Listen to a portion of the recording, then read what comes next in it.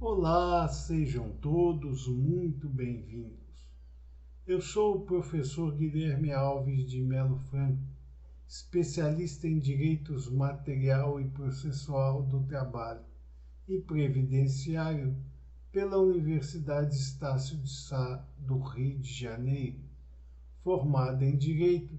pela Faculdade de Direito da Universidade Federal de Juiz de Fora, Minas Gerais. Estou a desenvolver no meu canal do YouTube, Guilherme Alves de Melo Franco Estudar Direito, um curso gratuito sobre os direitos material e processual do trabalho, que tem por objetivo o estudo da consolidação das leis do trabalho, artigo por artigo, e como livro base, os meus comentários à reforma trabalhista, Lei 13.467, de 13 de julho de 2017, lançados pela editora Juruá de Curitiba, no Paraná, no ano de 2021. Esta é a nossa aula de número 188 deste nosso curso gratuito sobre os direitos material e processual do trabalho. E nela estaremos a desenvolver nossos entendimentos a respeito dos artigos 528, 529 e 530 da Consolidação das Leis do Trabalho, que continuam a jornada jusoperária brasileira a respeito das entidades de classe. Neste sentido, nos diz o artigo 528 da Consolidação das Leis do Trabalho que, ocorrendo dissídio ou circunstâncias que perturbem o funcionamento da entidade sindical ou motivos relevantes de segurança nacional, o Ministério do Trabalho poderá nela intervir por intermédio de delegado ou de junta interventora, com atribuições para administrá-la e executar ou propor as medidas necessárias para normalizar-lhe o funcionamento. Antes, porém, de discorrermos sobre o tema imposto por esse artigo 528 seletista, devemos sempre alertar que, com o advento da Constituição da República Federativa do Brasil de 1988 e a inserção em seu corpus do artigo 8º, inciso 1º, não pode mais o poder público interferir de qualquer maneira que seja na vida própria das entidades de classe. Portanto, todos esses artigos que nós estamos a desenvolver nossos entendimentos durante estas nossas aulas sobre a consolidação das leis do trabalho e que versam sobre a presença das entidades de classe no universo jusoperário brasileiro, estão automaticamente revogados por esta norma constitucional, eis que representam, como temos visto em todas essas nossas aulas, uma interferência, uma ingerência do poder público sobre a vida própria das entidades de classe, portanto, vedada expressamente pelo artigo 8º, inciso 1º da Constituição da República Federativa do Brasil. Estamos apenas a apreciar estes fascículos legais por força de uma estrutura didática e para que nós possamos ter a oportunidade sempre de comparar os ambientes existentes antes e depois do advento da Lex Fundamentalis de 1988. Nesse sentido, ao analisarmos o artigo 528 da Consolidação das Leis do Trabalho, verificamos que se houver um dissídio ou circunstâncias que perturbem o funcionamento da entidade sindical ou motivos relevantes de segurança nacional, o Ministério do Trabalho poderá nela intervir. Esse é o mote que estamos a destinar desde o começo desse nosso estudo a respeito das entidades de classe, e como já vimos, a intenção do governo da época em que se apresentou ao universo jusoperário brasileiro a consolidação das leis do trabalho era justamente de regular a vida das entidades de classe, de trazer os sindicatos sobre a rédea curta do poder público, interferindo em todas as movimentações possíveis dos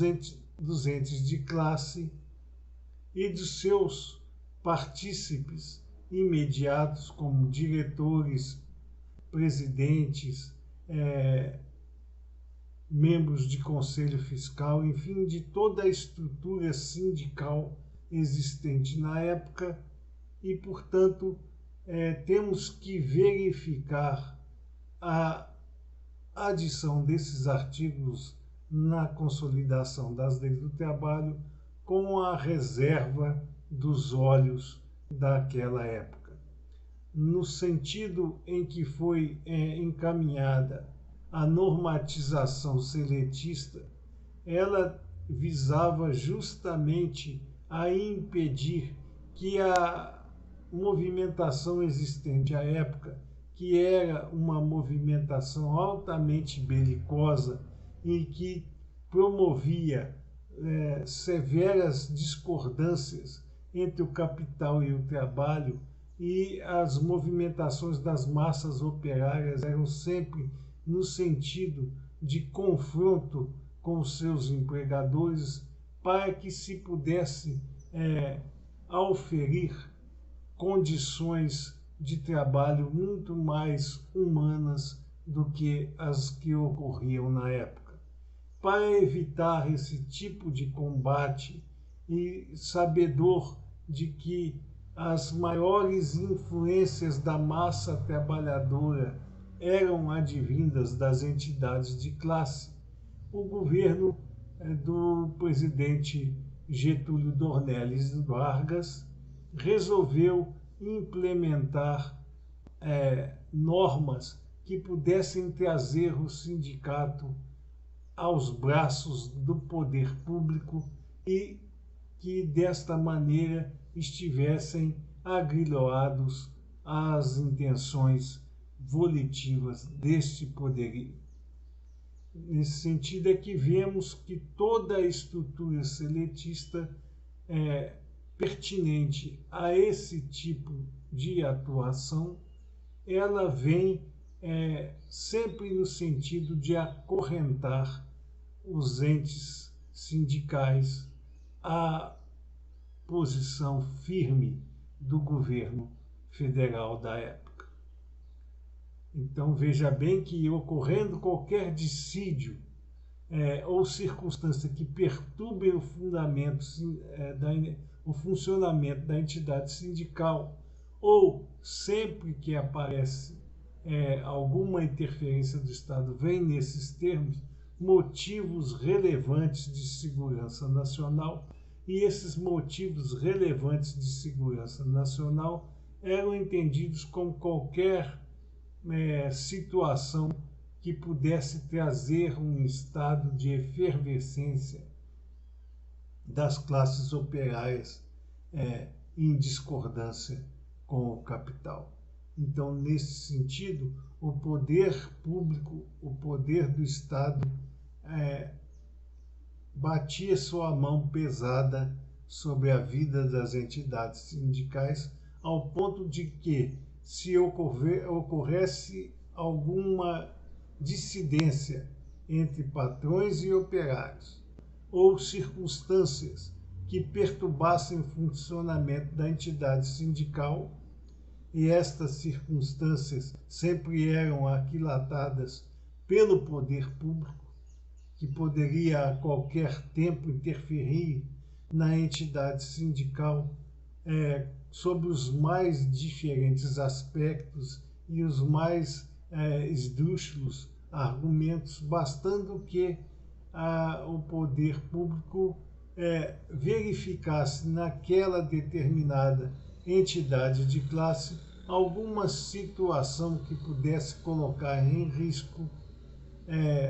os motivos relevantes para a segurança nacional. O Ministério do Trabalho interferia nas entidades de classe por intermédio de um delegado ou de uma junta interventora, quer dizer, afastava-se toda a diretoria sindical e colocava-se em seu lugar um delegado do Ministério do Trabalho ou uma junta interventora com atribuições para administrar a entidade de classe e executar ou propor as medidas necessárias para normalizar-lhe o funcionamento, sendo que essas medidas necessárias para a normalização do funcionamento eram aquelas que se pautavam nos interesses do poder público e não nos interesses da categoria que tinha a sua entidade de classe interferida pelas determinações do Ministério do Trabalho, que era o órgão competente para assim agir em nome do governo federal. Diz o artigo 529 da Consolidação das Leis do Trabalho que são condições para o exercício do direito do voto, como para investidura em cargo de administração ou representação econômica ou profissional. Então, aqui o artigo 529 nos trazia as condições para que a pessoa pudesse ter direito ao exercício do voto, também ser votado para a investidura de cargo de administração ou representação econômica ou profissional.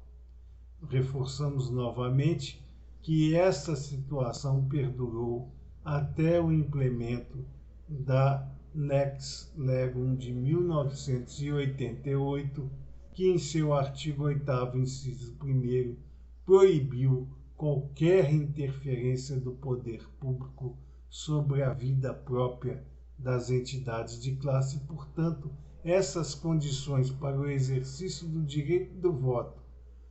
como para investidura em cargo de administração ou representação econômica ou profissional, que nos apresenta o artigo 529 seletista, já não tem mais, desde 1988, condições de serem implementadas por força da não interferência do Estado sobre as entidades de classe, segundo pugna a norma constitucional já exaustivamente citada nesta nossa aula. Mas, para fins de apreciação das condições existentes à época, vamos continuar a análise do artigo 529 da Consolidação das Leis do Trabalho, que nos diz das condições para o exercício do direito de voto, como também para a investidura em cargo de administração ou representação econômica ou profissional. A primeira condição apregoada por esse fascículo legal é ter o associado mais de 6 meses de inscrição no quadro social e mais de 2 anos de exercício da atividade ou profissão. É interessante alertar nesse instante que, apesar desses todos os artigos seletistas que tratam das entidades de classe não terem mais vigor por força da imposição constitucional do artigo 8º, inciso 1º, estas situações normalmente vêm estatuídas dentro dos próprios modelos de atuação dos estatutos das entidades de classe. E, portanto, ainda que não se tenha como imposição legal válida todos esses artigos seletistas, valerá a determinação impressa no Estatuto Social da entidade de classe, que pode, nesta situação, trazer justamente as normas que antes eram determinadas pelos artigos seletistas para dentro das próprias regulamentações sociais das entidades de classe. Portanto, pode ser que um estatuto social de determinado sindicato traga estas condições para o exercício do direito de voto, como para investidura em cargos de administração ou representação econômica ou profissional. Aqui cabe mais um alerta que, normalmente, a grande maioria das entidades de classe existentes no Brasil foram formadas antes da Constituição da República Federativa do Brasil de 1988, época em que ainda vigiam todas estas normas seletistas a respeito das entidades de classe. Portanto, ainda que nós não tenhamos mais a força dos artigos seletistas, as condições impressas nos estatutos e que não foram reformados após o advento constitucional de 1988, continua a ter validade para as entidades de classe que tenham sob seu palio estatutos que tragam estas normatizações seletistas. Portanto, pode ter um estatuto que obrigue ao associado ter mais de 6 meses de inscrição no quadro social e mais de 2 anos de exercício da atividade ou profissão para ser investido em cargo de administração ou representação econômica ou profissional e ter direito a voto para decidir quem será o investido nesses cargos. Continua ainda o artigo 529 seletista a nos dizer das condições para o exercício do direito de voto e investidura em cargos de administração e representação econômica ou profissional, afirmando que o votante ou o candidato a cargo de administração ou representação econômica ou profissional tinha que ser maior de 18 anos. Portanto, esta situação de ser maior de 18 anos já não existe mais, a não ser, como já afirmamos, que o estatuto social de determinada entidade de classe assim venha redacionado e esteja em vigor, mesmo após a existência da Constituição da República Federativa do Brasil de 1988. Diz ainda o artigo 529 que é condição para o exercício do direito de voto ou para investidura em cargo de administração ou representação dos entes sindicais estar no gozo dos direitos sindicais. Portanto, para ser votado ou para votar, era necessário estar no gozo dos direitos sindicais, situação que hoje remanesce, porque realmente todas as entidades de classe só permitem ser votado ou votar aos indivíduos que estejam no gozo dos direitos sindicais. Não estando no gozo dos direitos sindicais, não tem condição lógica de ser votado ou de votar para a investidura em cargo de administração ou representação econômica ou profissional das entidades de classe. Outra situação que nos determina o artigo 529 da Consolidação das Leis do Trabalho como condições para o exercício do voto ou para investidura em cargo de administração ou representação econômica ou profissional, é que é obrigatório aos associados o voto nas eleições sindicais. Reafirmamos a situação de que, por força do artigo 8º, inciso 1º da Lex Fundamentalis, não há mais validez determinada para todos esses artigos seletistas que tratam da vida própria das entidades sindicais por vedação expressa da Constituição da República Federativa do Brasil. Mas, se o Estatuto Social da entidade de classe trouxer que é obrigatório aos associados o voto nas eleições sindicais, estes estatutos devem ser totalmente cumpridos pelo membro da categoria profissional ou econômica representada. E, portanto, para ele ter condições de exercer o direito de voto para investidura em cargo de administração ou representação econômica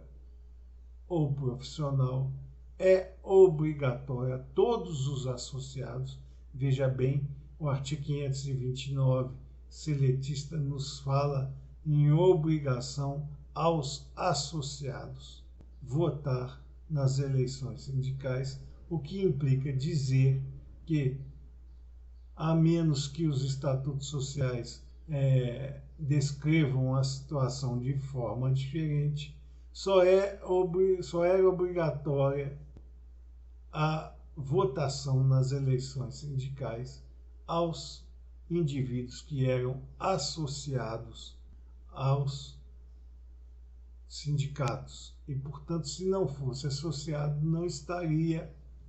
obrigado ao voto nas eleições sindicais, mesmo pertencendo à categoria profissional ou econômica representada. Nos diz o artigo 530 da Consolidação das Leis do Trabalho que não podem ser eleitos para os cargos administrativos ou de representação econômica ou profissional nem permanecer no exercício desses cargos. Portanto, são situações diversas das que já apregoadas no artigo 529. O artigo 520 nos traz as impossibilidades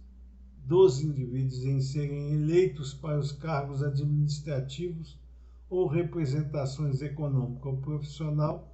nem na permanência desses cargos, se porventura eles estivessem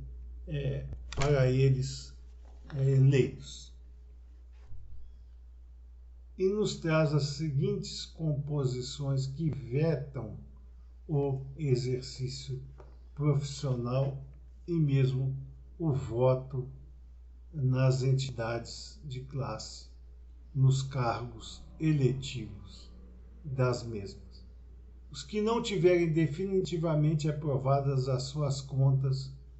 do exercício em cargos de administração, Portanto, não poderiam votar nem ser eleitos aqueles que, tendo cumprido exercícios de cargo de administração, não tiveram definitivamente aprovadas as suas contas. Então, aqui a situação não é só daqueles que não tiverem aprovadas as suas contas, mas essa reprovação de contas tem que ser definitiva. Se ela for passível de qualquer insurgência do indivíduo com relação a essa negativa de aprovação das suas contas do exercício em cargos de administração, não poder-se-ia aplicar a norma esculpida neste artigo 530 seletista e, portanto, aquele indivíduo que ainda estava com as contas em aberto, não aprovadas definitivamente, mas que estivesse havendo quaisquer discussão a respeito das mesmas, poderia sim votar e ser votado nas eleições sindicais. É claro que se essas contas, ao término da situação de aprovação ou não delas, tivessem sido reprovadas e aquele indivíduo já estivesse eleito para o exercício de cargo de administração dentro do sindicato, ele teria que ser removido desta situação e não poderia continuar a exercer o seu mandato por força da não aprovação definitiva de suas contas. Também nos diz o artigo 530 da Consolidação das Leis do Trabalho que não poderão votar nem ser votados para cargos de administração sindical os que houverem lesado o patrimônio de qualquer entidade de classe. Aqui é uma situação ampla, não só a lesão ao patrimônio da entidade de classe, da qual ele é candidato a cargo de administração, ou mesmo deseja expor seu voto a qualquer um dos candidatos, ele não poderá fazê-lo se tiver comprovadamente lesado o patrimônio de qualquer entidade sindical, mesmo que não seja daquela em que a situação de candidatura ou de voto esteja sendo implementada. Nos diz ainda o artigo 530 consolidado que não podem votar nem ser eleitos para cargos administrativos dentro da entidade de classe os que não estiverem desde 2 anos antes, pelo menos, no exercício efetivo da atividade ou da profissão dentro da base territorial do sindicato ou no desempenho de representação profissional ou econômica. Lembrando sempre que, com o advento da Constituição da República Federativa do Brasil de 1988, que trouxe a lume o seu artigo 8º, inciso 1º, não pode mais haver interferência do Estado sobre a vida própria das entidades de classe e, portanto, não há como se exigir a aplicação do artigo 530 da Consolidação das Leis do Trabalho às entidades de classe após esse advento. Recordando sempre que a exceção a isso é se os estatutos sindicais daquela determinada entidade de classe trouxer as mesmas regras desses artigos seletistas para que se possa ter direito a voto ou mesmo ser votado nas eleições para a administração daquele sindicato. Então, se os estatutos nos disserem que os que não estiverem desde 2 anos antes, pelo menos, no exercício efetivo da atividade ou da profissão, dentro da base territorial do sindicato,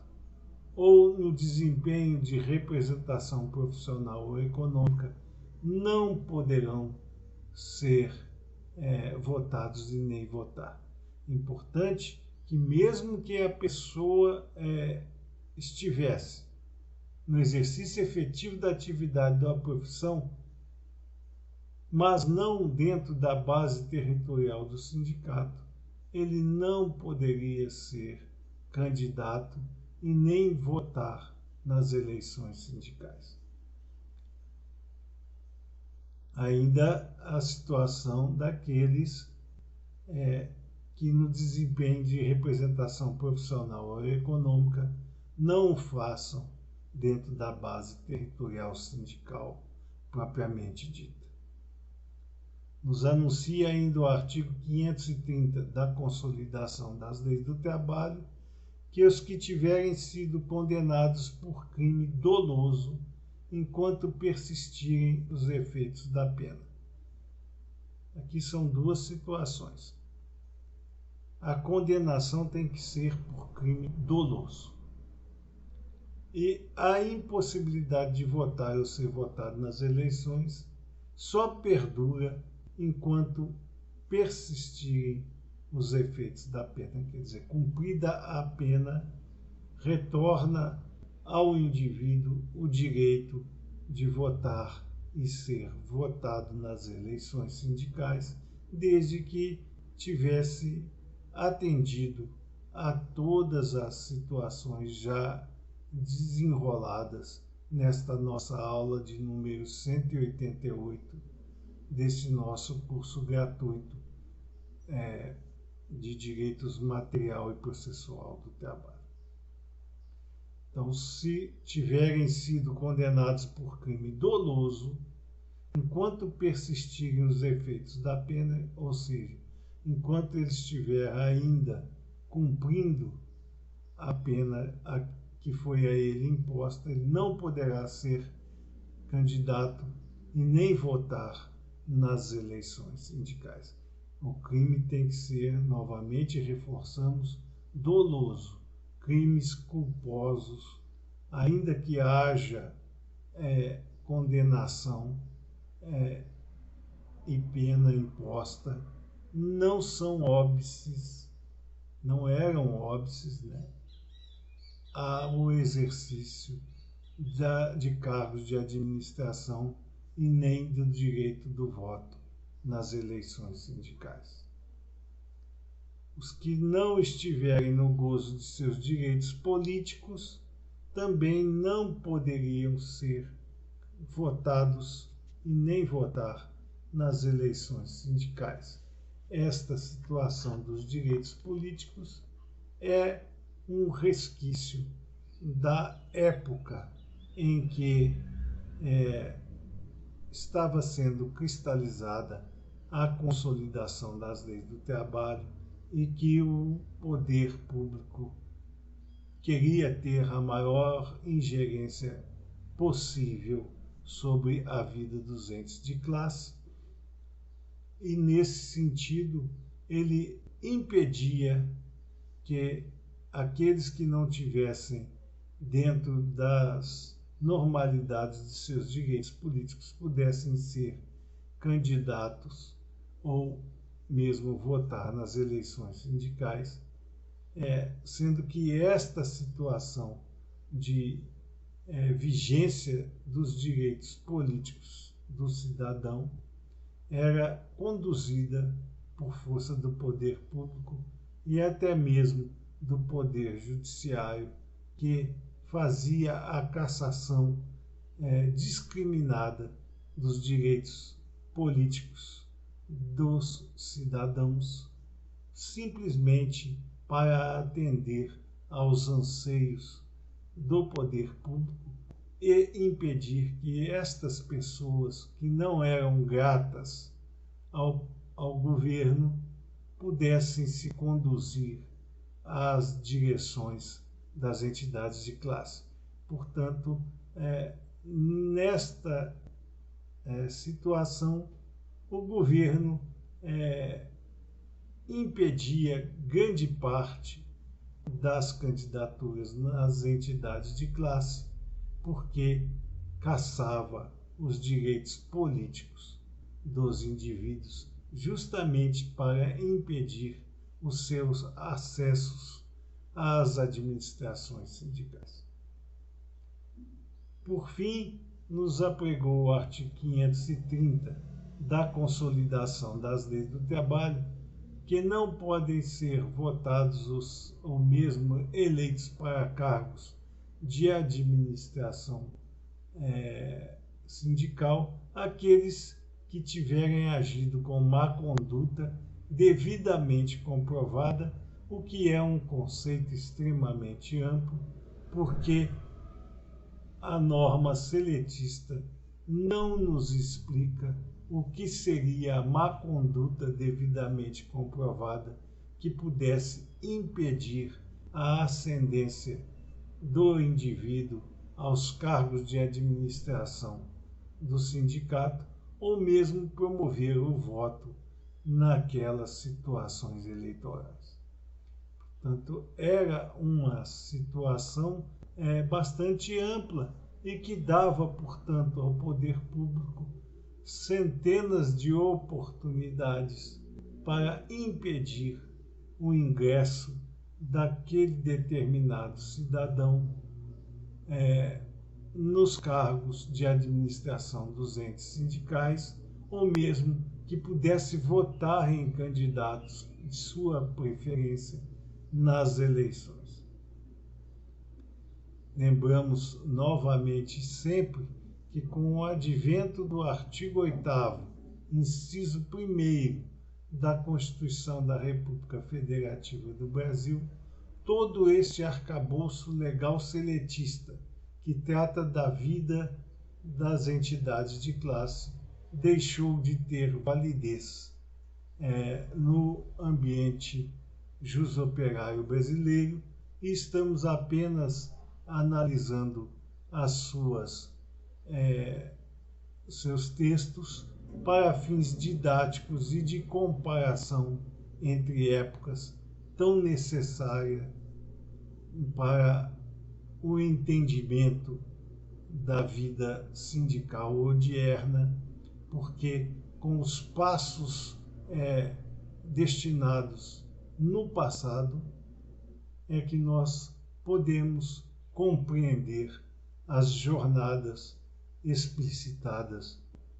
nos dias atuais pelas entidades de classe. Com o advento do artigo 8º, inciso 1º da Constituição da República Federativa do Brasil de 1988,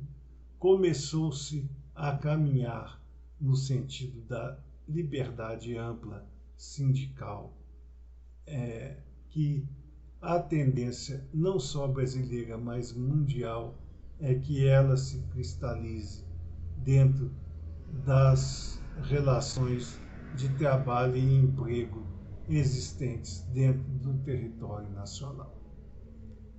Estas eram as considerações que gostaríamos de fazer a vocês nesta nossa aula de número 188 deste nosso curso gratuito sobre os direitos material e processual do trabalho. E aproveitamos a oportunidade para agradecer a todos vocês pela presença nessas nossas aulas e solicitar ainda uma vez mais àqueles que não o fizeram que se inscrevam no nosso canal e deixem seus likes nas nossas aulas, porque é através destas duas atividades simples que vocês estarão a nos auxiliar no sentido de manter íntegro este nosso curso gratuito sobre os direitos material e processual do trabalho e para que possamos distribuir o conhecimento aqui regimentado ao maior número de pessoas possível. Muito obrigado a todos.